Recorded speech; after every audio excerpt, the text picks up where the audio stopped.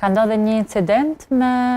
Kombëtarën e Uruguayt, ku policia amerikane në fakt i kontrolloi ata të shojmë edhe pak pamje të gjërat që pëndodhin jo të zakonshme në fakt janë këto që pëndodhin në Amerikë.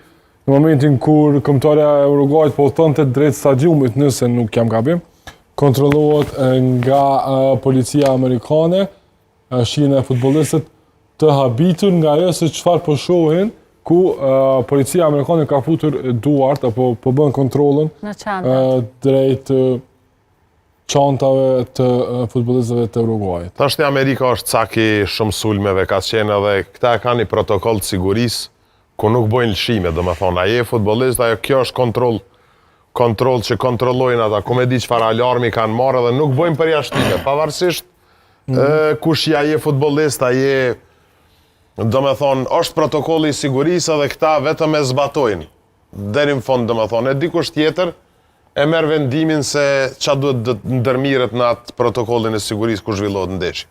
Nëse bota mbasardhjes të Trumpit nuk është më ajo botë e cila ka qenë. A kupton? Në shumë drejtime.